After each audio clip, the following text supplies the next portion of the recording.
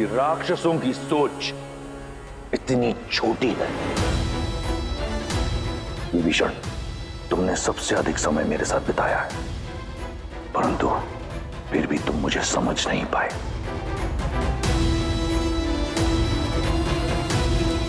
इस सभा में उपस्थित हर राक्षस मेरी दूरदर्शिता से कोसों दूर है। धर्म अधर्म के द्वंद्व में ये भी भूल गए कि रावण जो करता है एक उद्देश्य से करता है, और उद्देश्य है वयम राक्षसम, राक्षसों को सर्वश्रेष्ठ बनाना। सीता कोई साधारण स्त्री नहीं, राजा जनक की पुत्री है, एक मनुष्य है। 14 लोकों पर हमारा आधिपत्य है। देवता, असुर, राक्षस, यक्ष, गंधर्व, किन्नर, पशु, पक्षी, नाग, कीट, भूत, पिशाच, वेताल, सब पर हमारा आधिपत्य है। केवल मनुष्य ही हैं जिन पर हम अपना आधिपत्य स्थापित नहीं कर पाए, और सीता को यहां लाकर उससे रक्त विवाह करने का उद्देश्य यही है कि एक बार सीता हमारी हुई तो राक्षसों और मनुष्यों में एक सेतु बनाऊंगा मैं। एक ओर शूर्पणखा का प्रतिशोध पूरा होगा, और दूसरी ओर मनुष्यों पर मैं अपना आधिपत्य स्थापित करूंगा बिना कोई रक्त बहाए। अब कहो, क्या सहस्त्र प्राण बचाना अधर्म है? क्या अपनी संस्कृति को शिखर तक ले जाना पाप है? क्या मैं एक अधर्मी हूं, पापी हूं? कदापि नहीं भैया। मेरे भैया ने जो किया वो लंका के लिए किया।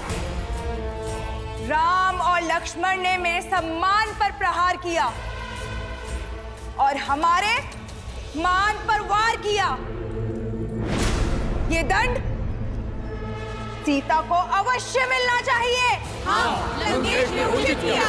हाँ, लंकेश ने उचित किया। हाँ, लंकेश ने उचित किया।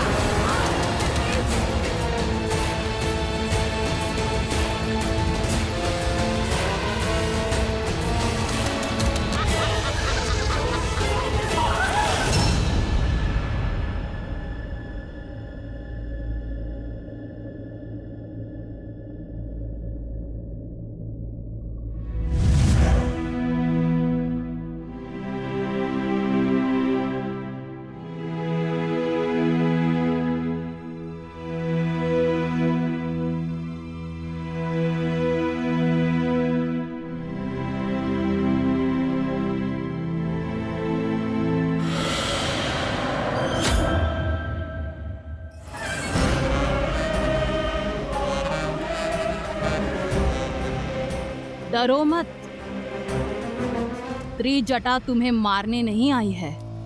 मैं तो सिर्फ ये देखने आई थी कि विधाता ने तुम्हें कैसे गढ़ा है। जिस लंकेश से विवाह करने के लिए तीनों लोक की सुंदरियां मरती हैं, उनका प्रस्ताव ठुकरा दिया तुमने। भला ऐसा कैसा साहस छिपा है इस कोमल काया में? अब मैं तुझे बताऊं मेरे अंदर क्या छिपा है। एक नरभक्षी। प्रार्थना करना कि लंकेश्वर तुम्हें स्वीकार कर ले, अन्यथा मैं तुम्हें अपना आहार बनाऊंगी। श्री राम, श्री राम। जिसका मंदिर अगर उसी देवता को पुकारा जाए तो इच्छा पूर्ण होती है, मूर्ख। लंका का देव केवल दशानन है। अब तुम्हें केवल वही बचा सकते हैं। इसलिए राम का नाम भूलकर रावण के नाम का जप करना प्रारंभ करो।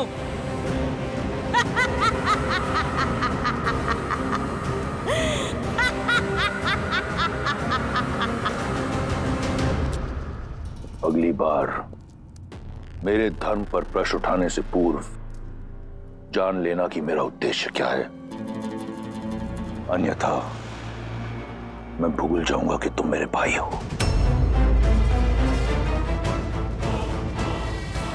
एक बात आपको भी स्मरण रखनी चाहिए दशानन, कि वो एक पतिव्रता नारी है। उसके श्राप की शक्ति पूरे असुर साम्राज्य को लील सकती है। उस पर वो उस जाति से है जिससे आपको अभेदान नहीं है। इसलिए कुछ भी करने से पूर्व आप सोचिएगा अवश्य। सोच भी रहा हूं और देख भी रहा हूं कि पराई स्त्री की बहुत चिंता है तुम्हें। क्या मेरी बहन एक स्त्री नहीं? जब उसका अपमान राम ने किया तब उसने क्यों नहीं सोचा कि वो भी लील सकता है? क्यों नहीं कोसा तुमने उस राम और लक्ष्मण को जब उन दोनों ने मेरी बहन के अंग भंग किए? मेरे अजय भाई खर और दूषण और मेरे इतने सारे रिश्तेदारों का संहार किया। क्यों मौन थी तुम? उस राम ने रावण की बहन पर नहीं, राक्षसों की आन पर प्रहार किया है और उसका दंड उन्हें भोगना होगा। यह घटना संपूर्ण संसार के लिए एक सीख होगी कि रावण के अभिमान और लंका के मान पर यदि प्रहार हुआ तो उसका प्रतिशोध होगा।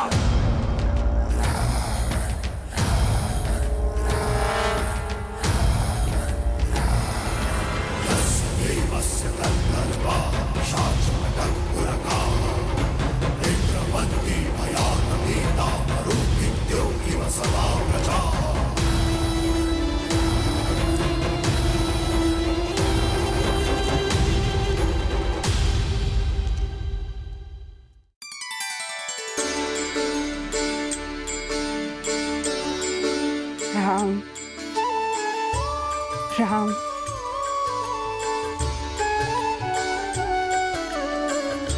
राम। भज मन राम नाम सुखदाई, भज मन राम नाम सुखदाई।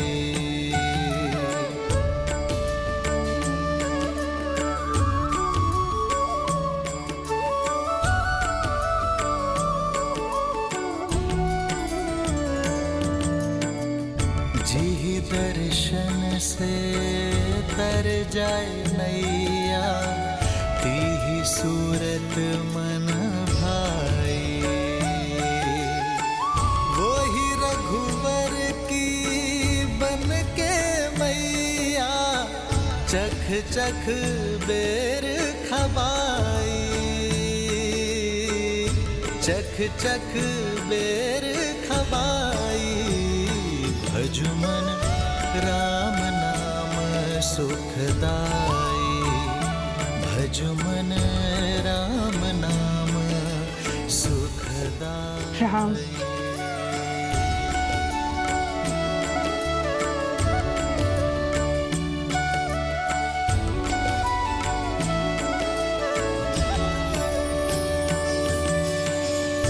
मात प्रेम से बड़ा नहीं कछु, धन्य हो शबरी माई। राम नाम जो कोई सेवत, सदा रहत सुखदाई। भज मन राम नाम सुखदाई।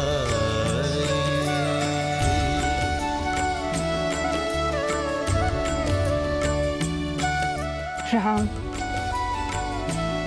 राम आएंगे।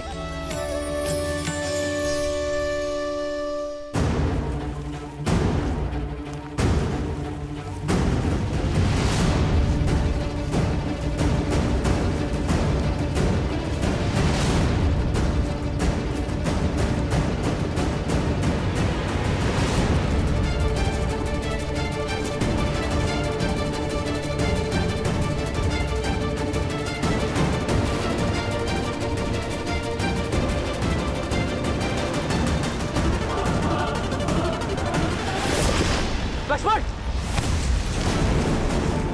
लक्ष्मण,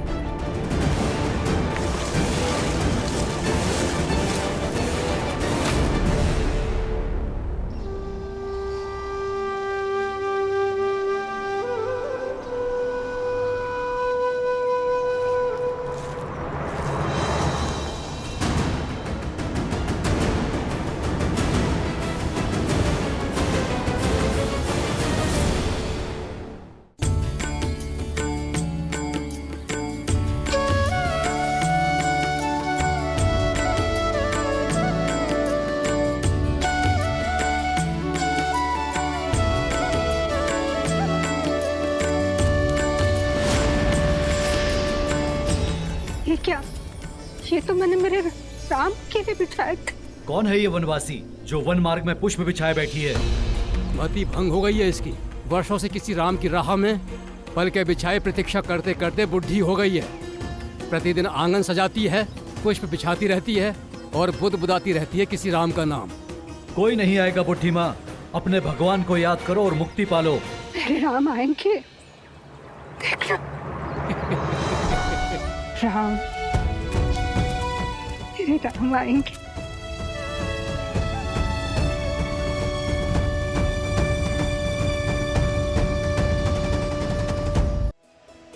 प्रेम का असली आनंद तो प्रतीक्षा में है देवी। देखिए ना, देवी शबरी कैसे श्री राम के लिए प्रतीक्षारत है। सत्य तो यह है कि ये इस श्री राम गाथा का अत्यंत महत्वपूर्ण पल है। परंतु महादेव, श्री राम से तो कितने ही प्रेम करते हैं, फिर शबरी उनकी यात्रा में इतनी महत्वपूर्ण क्यों? जीवन में हमें दो ही प्रकार के व्यक्ति मिलते हैं। एक वो जो जीवन यात्रा में मिलते हैं, दूसरे वो जो हमारी जीवन यात्रा को दिशा देते हैं। देवी शबरी उसी श्रेणी में आती हैं जहां एक और श्री राम का जीवन शौर्य, प्रतीक्षा और विश्वास की जीत की यात्रा है, तो वहीं दूसरी ओर देवी शबरी उसी यात्रा का प्रतीक है जो अपने धैर्य, भक्ति और समर्पण के कारण एक ऐसा पुष्प बन चुकी हैं जो अनंत काल तक श्री राम गाथा को महकाती रहेंगी। देवी, सत्य तो यह है कि देवी शबरी के चरित्र में से यदि कोई एक भी गुण कोई मनुष्य अपने चरित्र में समाहित कर ले तो उसका जीवन धन्य हो जाएगा। अद्भुत। जिस शबरी के गुण गाते स्वयं महादेव नहीं थक रहे हैं, उस शबरी का परिचय मुझे भी दीजिए। अवश्य देवी। भीलों के कुनबे के एक मुखिया लखुता भील की इकलौती पुत्री थी शबरी। भोली, पवित्र, जो भौतिक नहीं मन के सुख चाहती थी। माता पिता ने छोटी आयु में ही शबरी का विवाह निश्चित कर दिया, परंतु शबरी, भक्ति और वैराग्य में लीन शबरी विवाह के बंधन में बंधना स्वीकार नहीं कर पाई। अपने घर परिवार को सदा के लिए छोड़ शबरी पंपा सरोवर के तट पर आ पहुंची।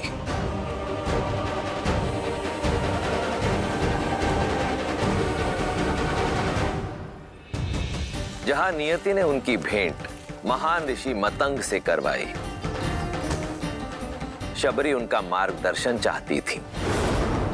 मतंग के शिष्य और सहयोगियों ने शबरी के कुल के कारण उसका विरोध किया, पर मतंग ऋषि ने उसके मन की पवित्रता को भांपा और शबरी को अपनी शिष्या स्वीकार किया।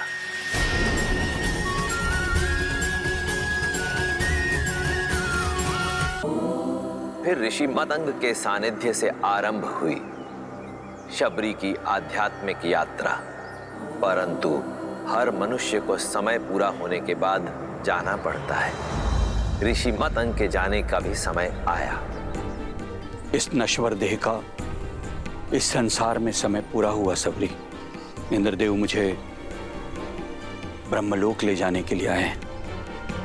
तुम्हारी सेवा और समर्पण से मैं प्रसन्न हूं। मैं तुम्हें ब्रह्म विद्या सिखाकर अपने साथ ब्रह्मलोक ले जाना चाहता हूं। आचार्य, आपने मुझे इस योग्य समझा। मैं धन्य हुई, किंतु मुझे खेद है कि मैं आपका यह प्रस्ताव स्वीकार नहीं कर सकती। गुरु की भेंट को ठुकराने का कारण? आचार्य, ये मेरा सौभाग्य था कि मुझे आपका आशीष मिला, किंतु मेरे जैसे ऐसी कई वनवासी स्त्रियां हैं जिन्हें ना तो ज्ञान का सानिध्य मिला, ना ही उसे अर्जित करने का कोई माध्यम, और मैं उनके लिए कुछ करना चाहती हूँ। यदि मुक्ति और मोक्ष ही ज्ञान उपलब्धि का माध्यम है, तो मुझे वो ज्ञान और मोक्ष का मार्ग दिखाए जो किसी जात पात, ज्ञान अज्ञान से परे उठकर किसी को मोक्ष दिला दे। आज अंतिम बार मेरा मार्गदर्शन कीजिए आचार्य। मुक्ति के लिए, भगवान को पाने के लिए भक्ति से सुगम कोई अन्य मार्ग नहीं है। यहीं पंपा सरोवर के तट पर कुटिया बनाओ। नारायण जब राम के नाम से मानव अवतार लेंगे, तब तुम्हें खोजते हुए स्वयं तुम्हारी कुटिया में पधारेंगे सबरी। उस दिन से लेकर प्रतिदिन शबरी पूरे धैर्य से अपने श्री राम की बाट जो रही है।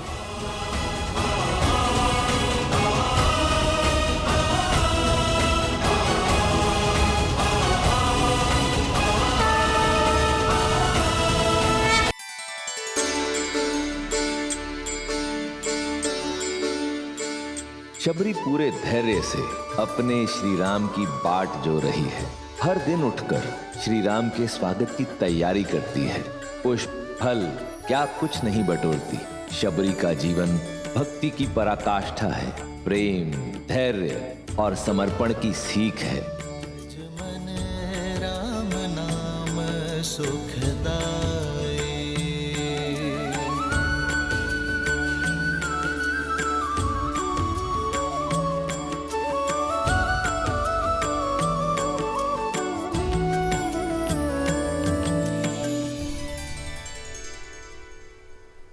भैया, ये तो पंपा सरोवर प्रतीत होता है। अर्थात अंततः हम अपने गंतव्य तक पहुंच ही गए। हाँ लक्ष्मण, हमें माता शबरी को ढूंढना है। वही हमें आगे का मार्ग दिखाएंगी। आओ।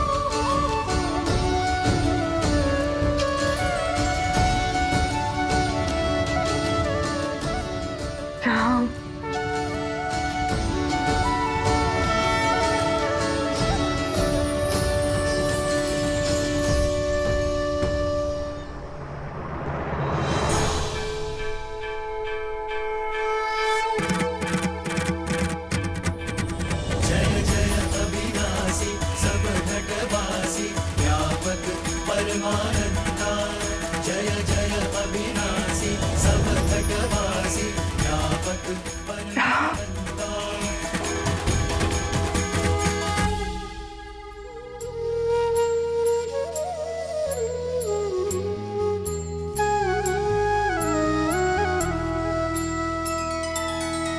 श्री रामचंद्र कृपालु भजु मन हरण भव भय दारुणम नव कंज लोचन कंज मुख कर कंज पद कंजारुणम।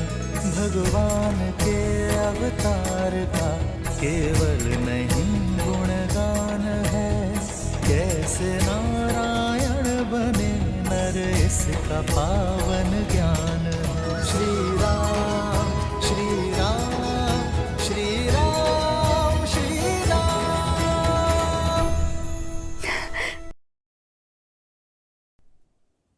आज ऋषि मतंग की वाणी सत्य हो गई।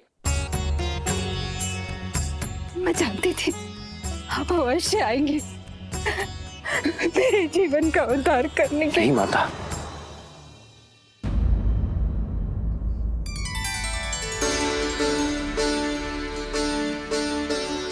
आप मेरे लिए माता समान हैं और मां पुत्रों के पग नहीं छूती, वो उन्हें आशीष देती है।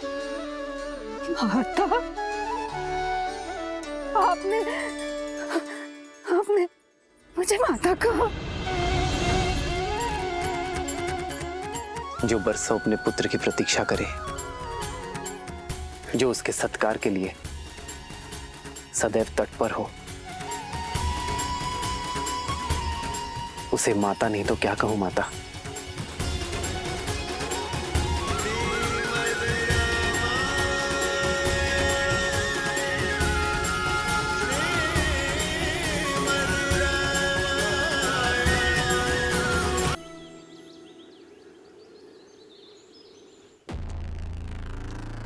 सर्वश्रेष्ठ श्रृंगार चाहिए मुझे, शीघ्र अतिशीघ्र।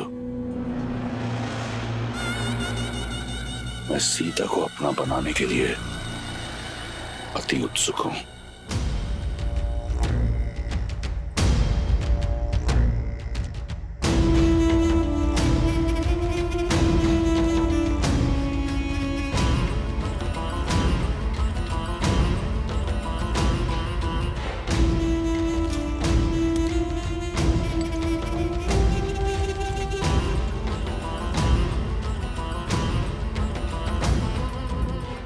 ये श्रेष्ठ पोशाक है लंकेश, आपके जीवन के सबसे श्रेष्ठ पल के लिए।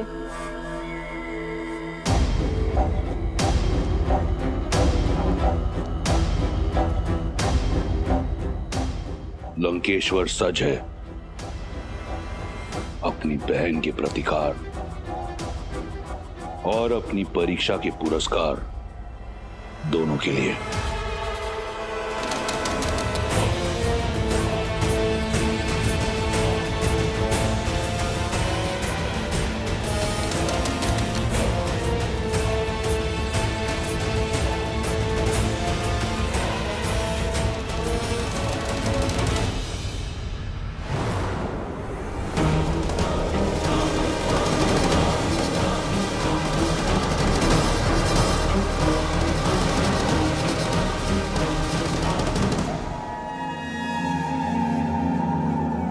वयम राक्षसम त्रिजटा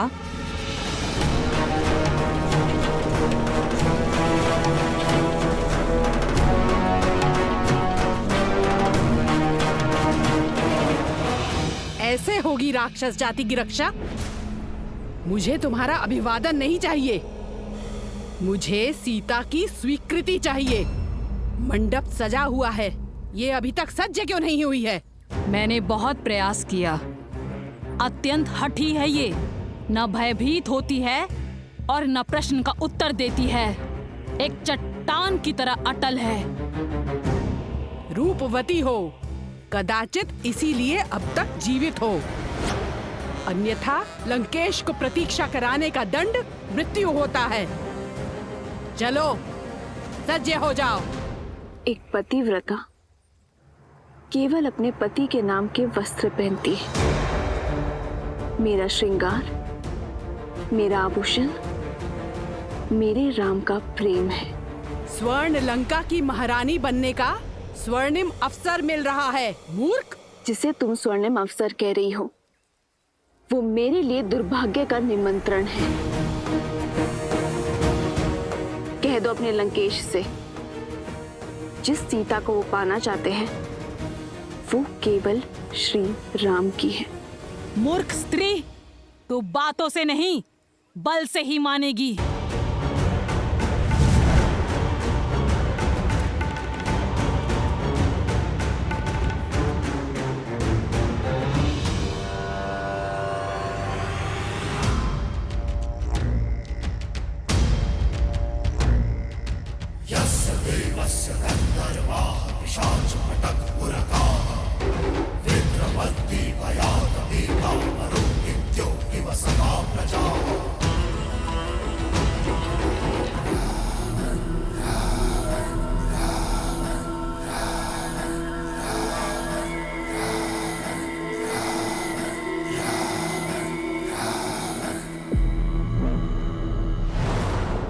कहाँ है मेरी वधू?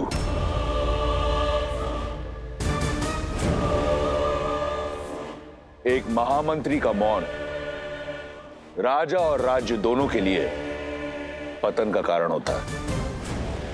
प्रहस्त, उत्तर दो।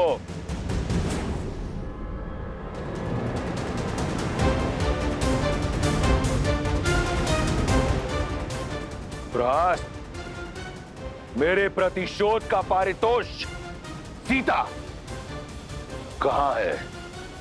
जी वो आती ही होगी भैया। त्रिजटा और एक जटा को मैंने भेजा है उसे लेने के लिए। महाराज, महाराज, महाराज, महाराज, महाराज, महाराज, महाराज, देखिए महाराज, इसने क्या हुआ?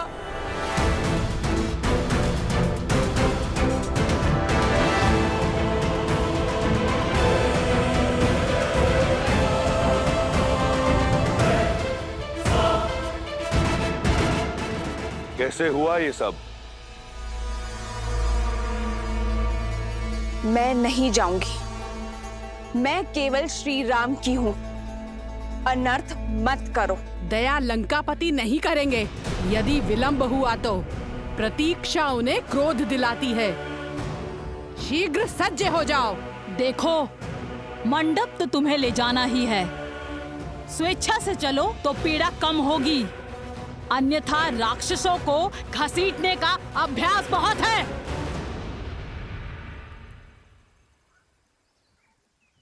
श्री राम, श्री राम। त्रिजटा, इसका दंभ तोड़ने में मेरी सहायता करो। श्री राम, श्री राम, श्री राम, श्री राम, श्री राम,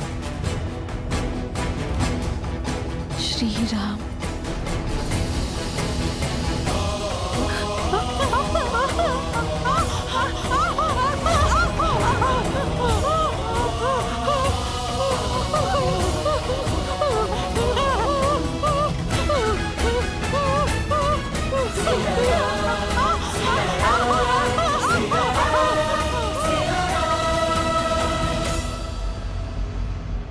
महाराज, बलपूर्वक उसे घसीट के लाने का प्रयास कर रहे थे हम। उसके स्पर्श मात्र से ही हमारे हाथ। एक क्षण।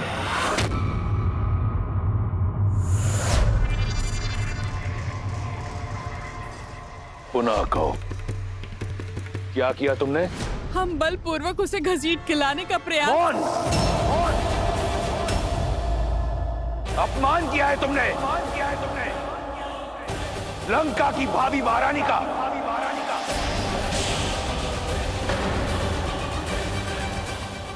स्मरण रहे,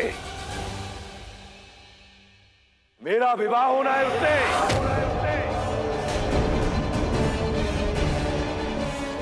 लंका की होने वाली महारानी को पशुओं की भांति घसीटा तुमने।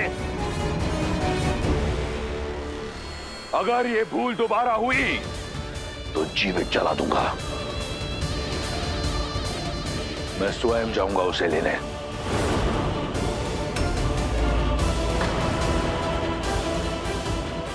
ये एक वर का कर्तव्य भी है और धर्म भी।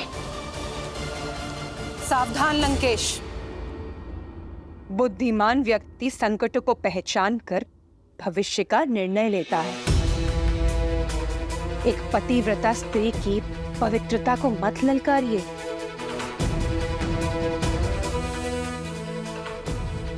अभी तो केवल एक जटा और त्रिजटा के हाथ जले हैं। कहीं ऐसा ना हो सीता की कोमल काया से निकलने वाली पवित्रता की कठोर अग्नि संपूर्ण लंका को भस्मी कर दे।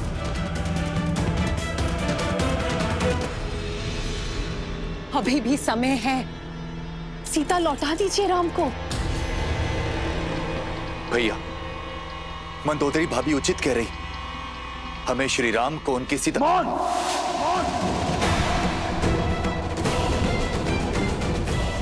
परामर्श नहीं मांगा मैंने, अपना भविष्य स्वयं इन्हीं हाथों से लिखा है मैंने। प्रहार से, प्रयास से,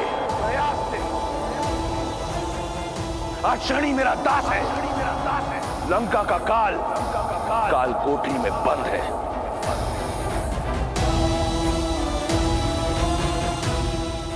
और अपनी भाग्य रेखा में मैं सीता को स्वयं लिख चुका हूं।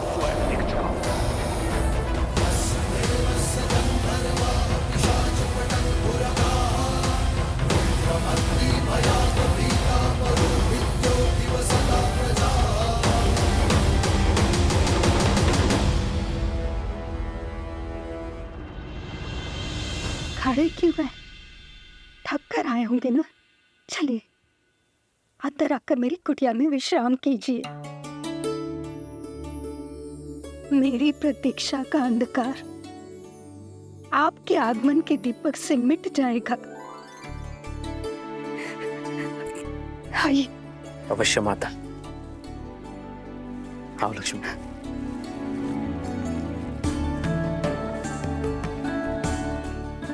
आइए।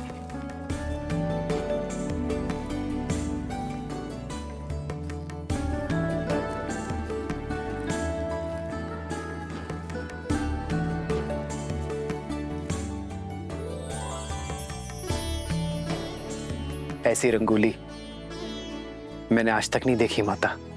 इसमें आपकी भक्ति का ही तो रंग है राम। आइए आइए बैठिए।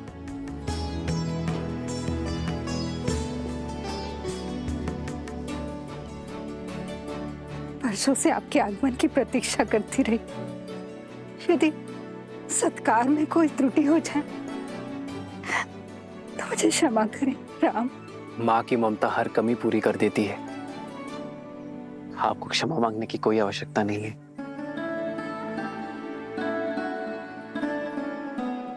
आप दोनों थक गए होंगे ना, और भूख भी लगी होगी ना।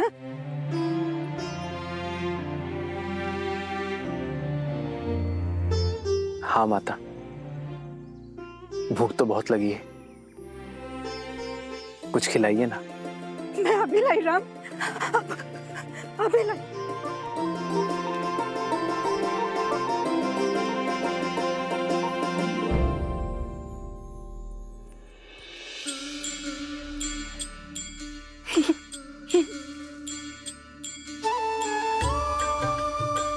ये खाइए राम। मैंने स्वयं एक एक पेड़ चक्कर देखा है और ये बहुत मीठे हैं।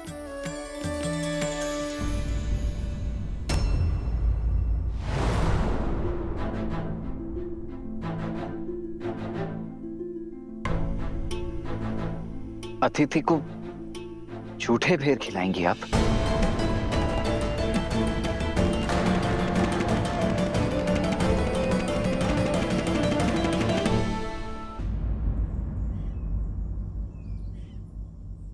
वो सारे बेर मीठे नहीं होते ना, इसलिए स्वयं सारे बेर चक्कर देख रही हूँ कि जो भी मीठे होंगे वही प्रभु राम को अर्पित करूंगी। और मैं वनवासी स्त्री हूँ, राजाओं के सत्कार का नियम नहीं जानती। कहीं कोई त्रुटि हो गई है, इसलिए नहीं खा रहे ना? ना खाने के पीछे का कारण कुछ और है। एक माता अपने शिशु की गुटी स्वयं चखती है कि कहीं वो कड़वी तो नहीं, और फिर मधु मिलाकर अपने शिशु को अपनी उंगली से चटाती है। एक मां दूध गर्म है या नहीं ये स्वयं चखती है और फिर अपने शिशु को पिलाती है। मां तो वो है जो अपने पुत्र के सुख के लिए विष को भी चख ले। जो व्यंजन माता बनाए,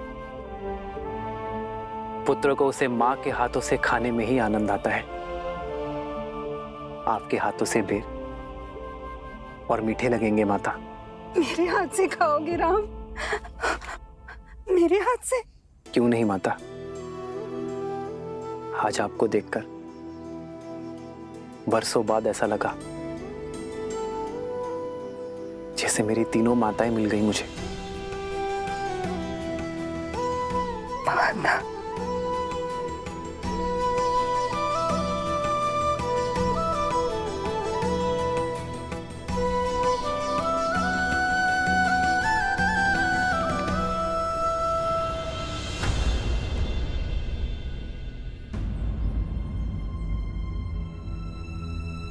क्या हुआ माता? आप रुक क्यों गई?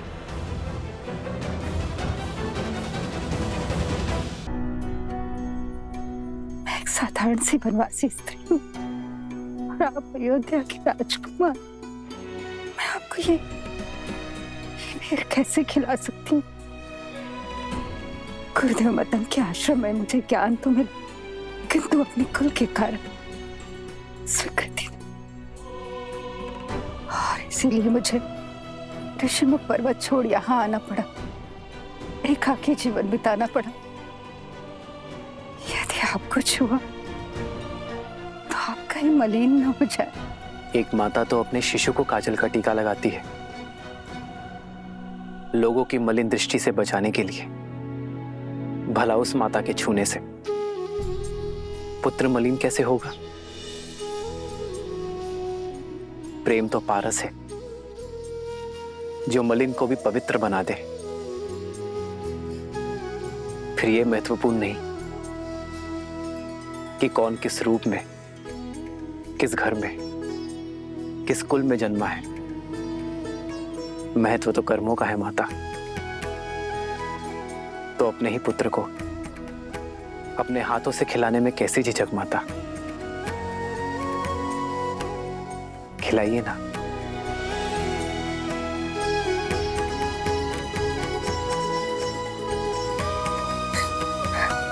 ये खाओ राम, ये बहुत मीठा, ये खाओ। हाँ?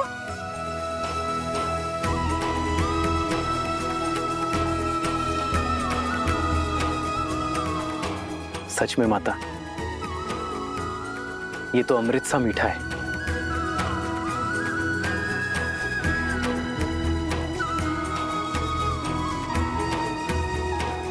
लो लक्ष्मण, माता के हाथ का प्रेम और स्वाद है इसमें, खाओ।